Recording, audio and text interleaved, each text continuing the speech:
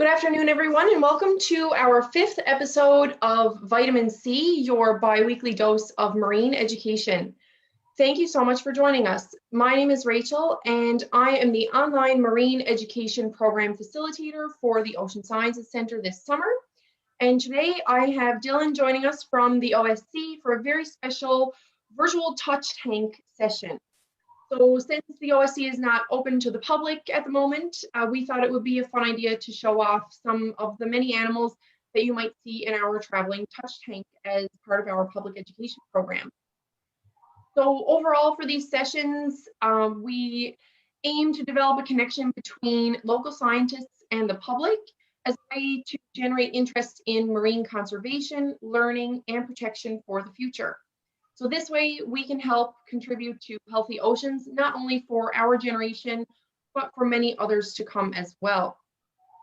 So throughout the session, if you do have any questions for Dylan about any of our organisms, or if you're just curious about anything to do with them in general, feel free to post those in the comments section of our live video. And that being said, if you are watching this back as a recorded piece as well, feel free to post those questions or comments as well, and we can certainly do our best to get back to you with the answers for those.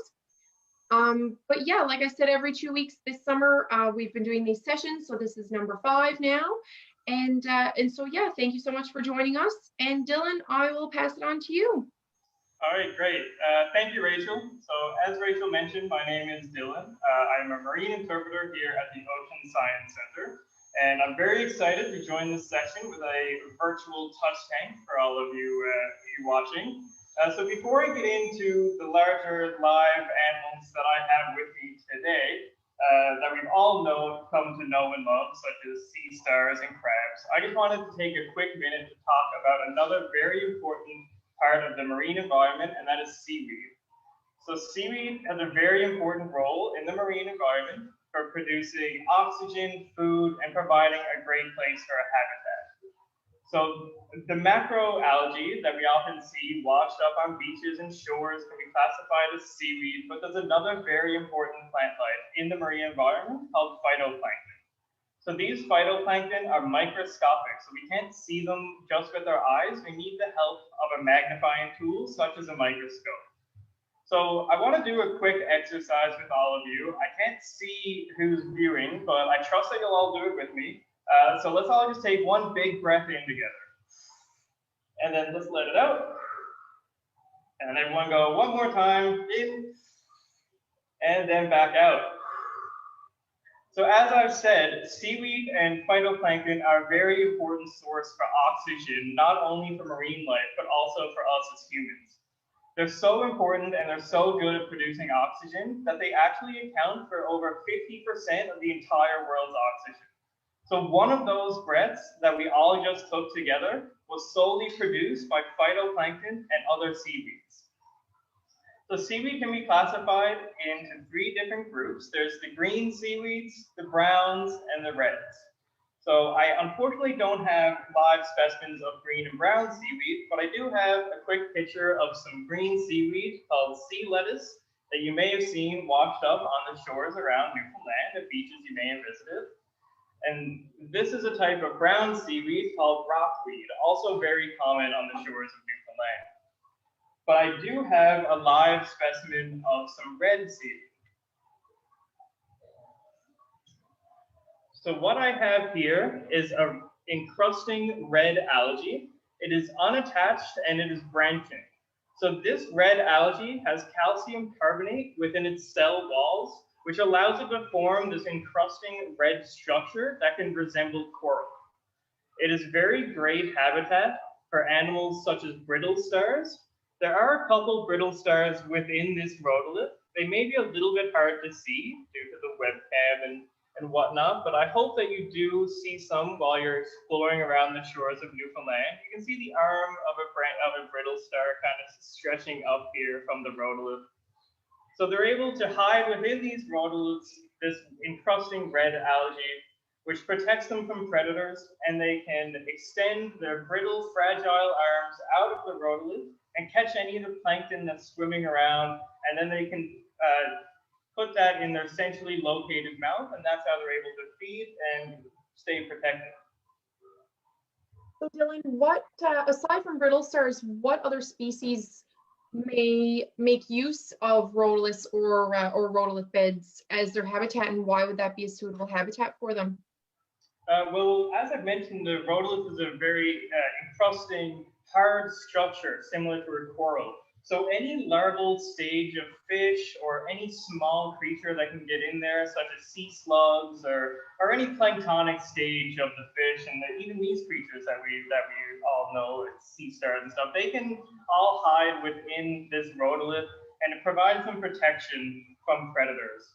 Also, mussels and other bivalves, such as clams, can latch onto these rhodolith beds, which is a secure home for them, so they're not pushed around through the ocean by the tides, the waves, and the currents.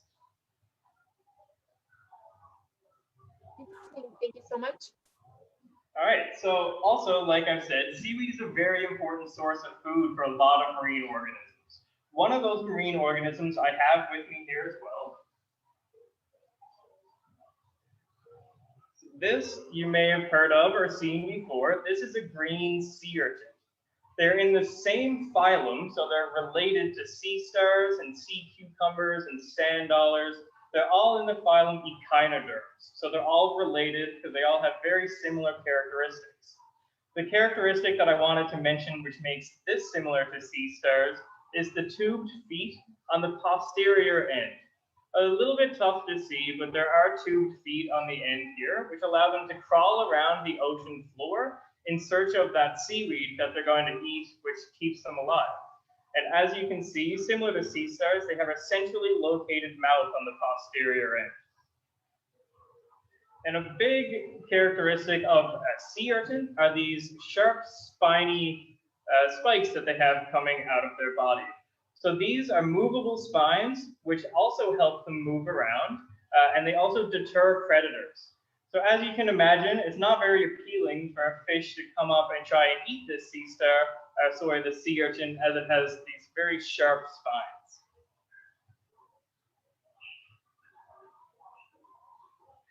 So as I mentioned, sea urchins are related to sea stars. So I do have a couple of sea stars here. The first one I'd like to show you is the common sea star. So this is a sea star that is very common around the beaches and shores of Newfoundland. They live in intertidal areas, which means that they can often be found in tide pools when it is low tide. So when the tide goes out, it often leaves some land exposed and some water stays in the depressions in the land.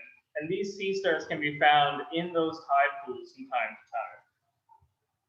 So as I've mentioned, these sea stars have the tube feet on the bottom, which allow them to move around just like the sea urchins. And a really interesting fact about sea stars is the way that they eat their prey. So sea stars feed on mussels. So this is a blue mussel, which is a bivalve, meaning that it has two shells around their meaty body on the inside. The blue mussels get their nutrients by taking in water and then absorbing any of the plankton or any of the nutrients that's in that body of water and then pushing the rest back out to the ocean. So these sea stars feed on the mussels, and the way that they do that is by wrapping their arms around the mussel. They release a softening enzyme which softens up the mussel enough that they can open it up.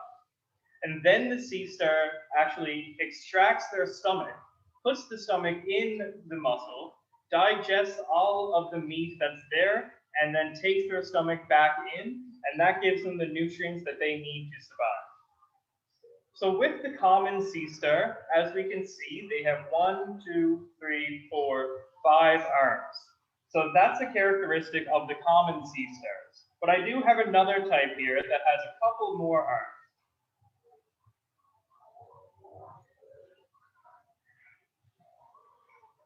So this sea star is the polar star.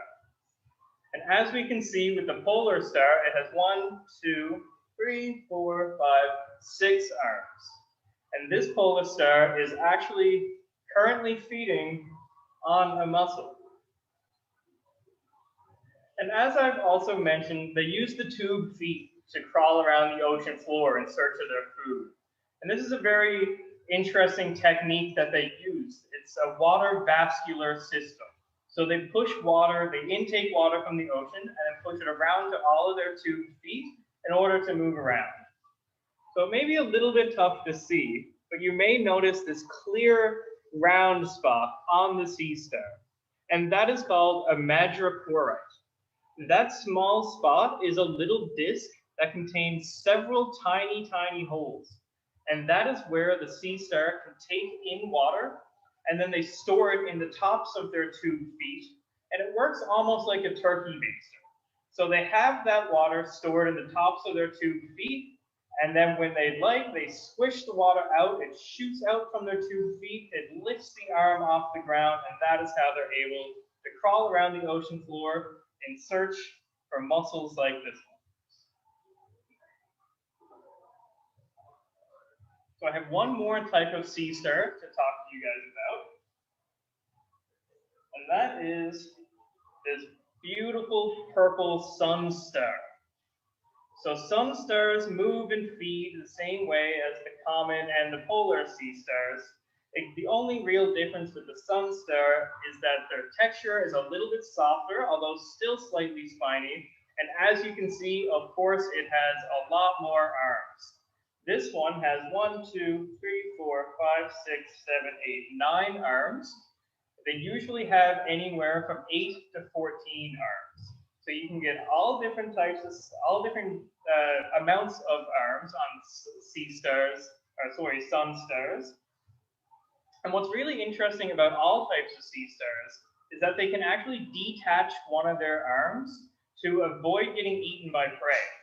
So for example, if a fish or a crab latch themselves onto one of these arms hoping to eat this whole sea star, the sea star will detach that arm, leaving the predator satisfied as they can crawl away and hide, and then they can eventually regrow this arm so that they'll become the fully complete animal that they originally were.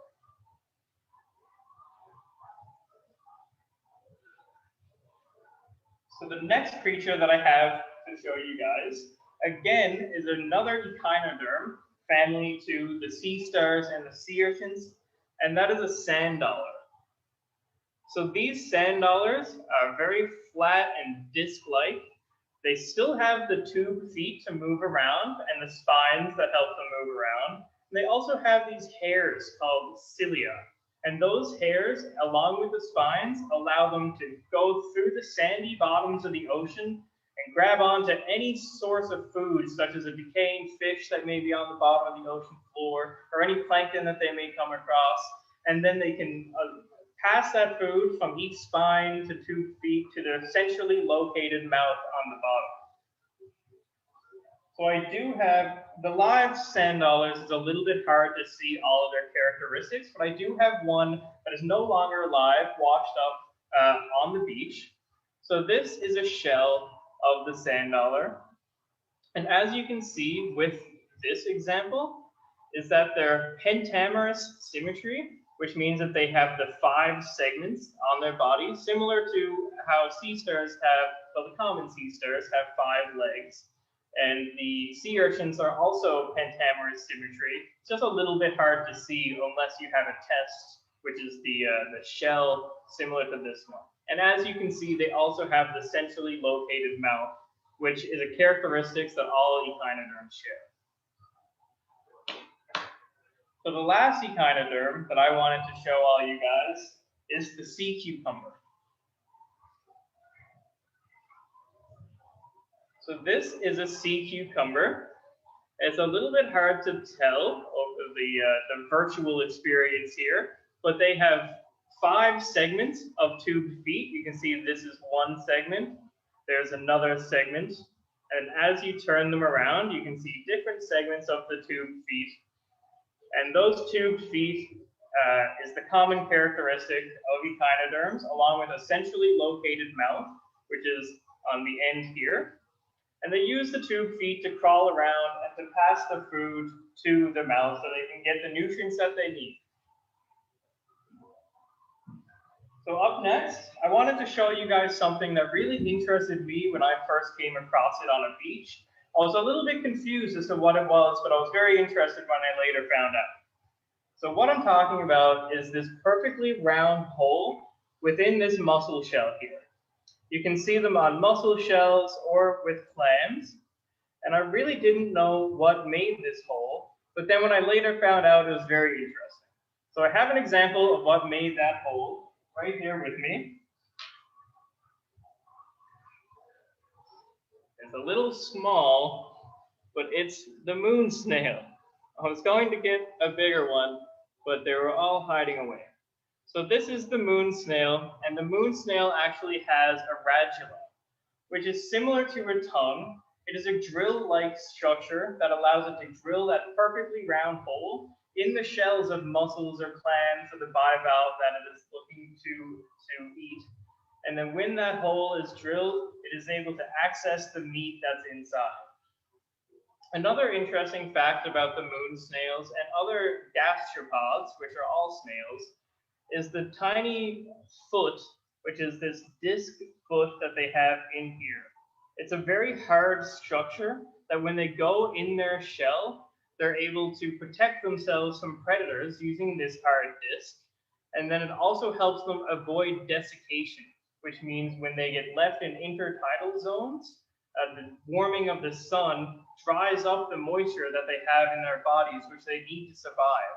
So by protecting this opening, they're able to deter predators, protect themselves from predators, and then also keep the water in their bodies that they need to survive.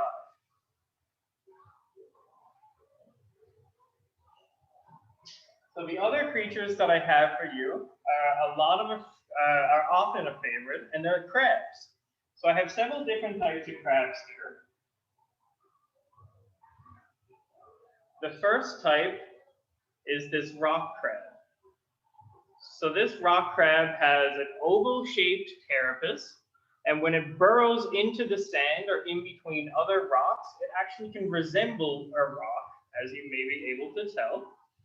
And that allows it to be hidden from predators and also just hide themselves from anyone that's looking to come and eat them. So that's the rock crab, the oval-shaped carapace. I also have a spider crab.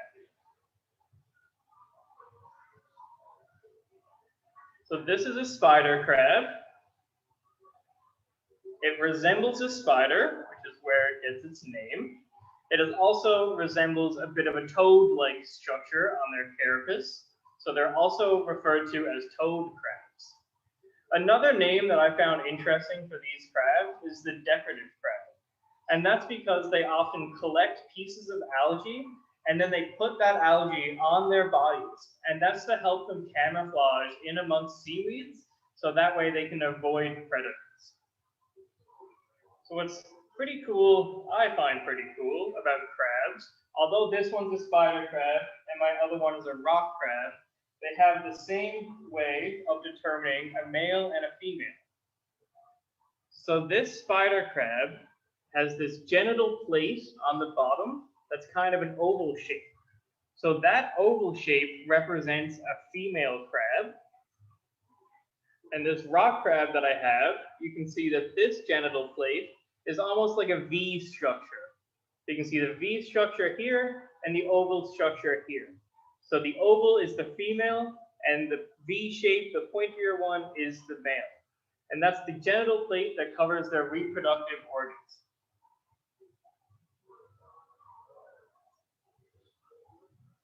So another crab that I have to show you guys is the hermit crab.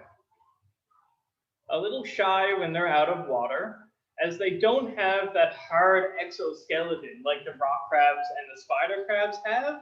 Their bodies are actually quite soft, and that's why they need to find an empty shell from, say, a moon snail or a whelk, and then they can carry that shell around with them as their home, and that's what keeps them protected from any predators. Eventually, this hermit crab is going to outgrow the shell. So they don't carry around the same shell for their entire life. They do need to find another suitable size shell so that they can carry that one around with enough space so that they have room to grow. So these are the hermit crabs. Again, soft exoskeleton, unlike the rock crabs and the spider crabs.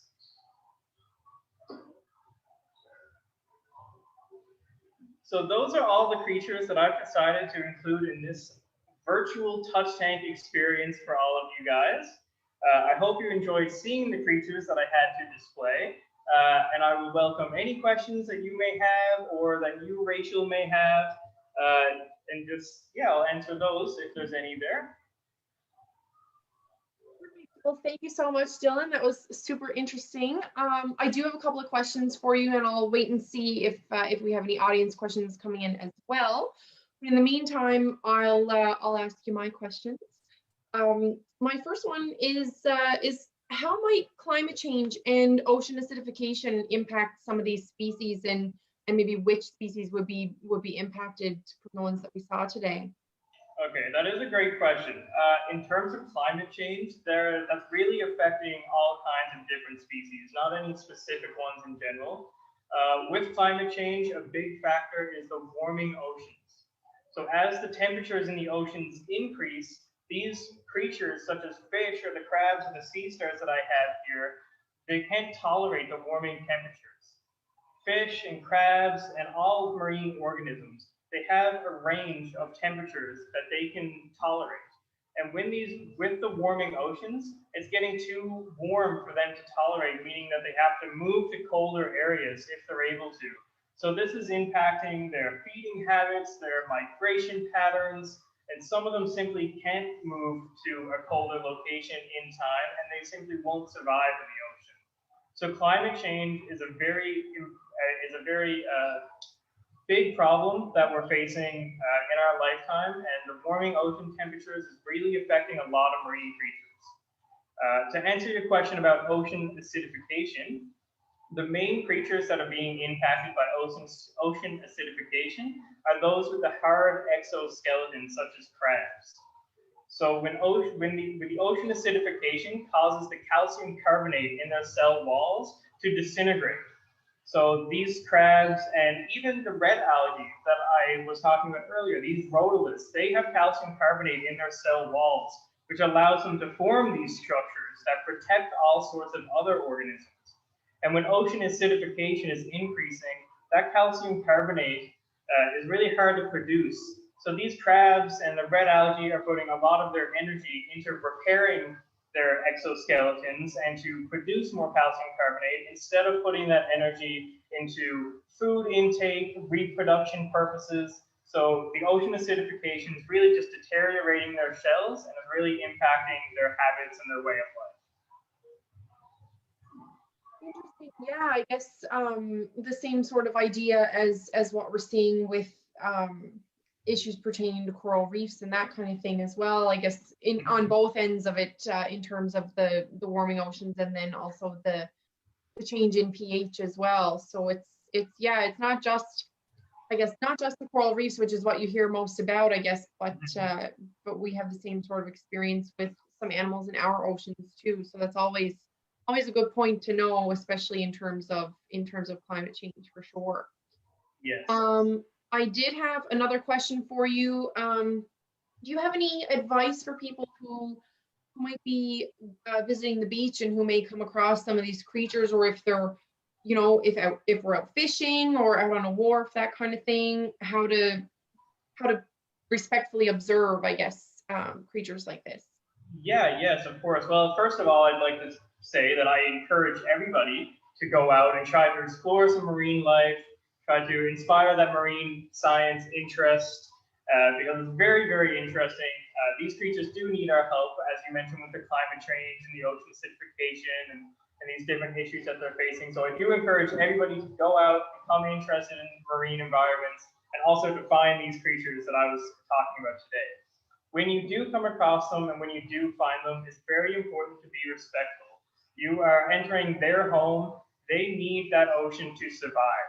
So they heavily rely on the salinity of the ocean, the dissolved oxygen that the ocean possesses, and the cold temperatures that the ocean have. So when you come across any of these creatures, it's very important to try and let them stay in the ocean, let them be in their home. It is common for people to find a sea star, maybe take it out and get a quick picture. Sea stars can handle that, but please put them back where they were. Don't pick them up and try and run around and show your family, stuff like that. Take a quick picture, leave them be, maybe get your family to come over and see them where they are.